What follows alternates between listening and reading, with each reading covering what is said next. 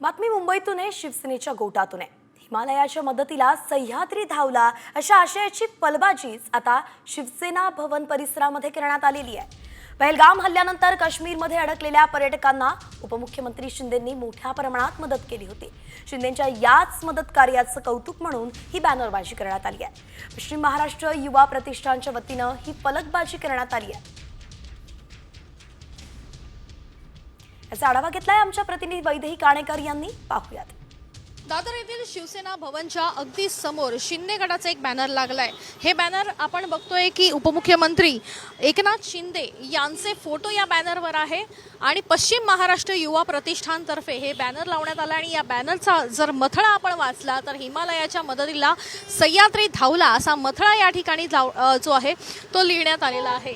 एकनाथ शिंदे यांनी अनेक पर्यटकांना काश्मीर येथून महाराष्ट्रात आणलं आणि ते जे फोटो काढण्यात आले होते तेच या बॅनरच्या मार्फत सध्या लावण्यात आले असल्याचं पाहायला मिळतंय। त्यामुळे हिमालयाच्या मदतीला सह्याद्री धावला असा आशय जो आहे तो या बॅनरमध्ये पाहायला मिळतोय। अगदी शिवसेना भवनच्या समोरच हा बॅनर लावला असल्यामुळे विशेष चर्चा सध्या या बॅनरच्या निमित्तानं बघायला मिळत असल्याचं दिसून येतंय। कॅमेरापर्सन रोहितसह वैदेही काणेकर, साम टीव्ही न्यूज, मुंबई।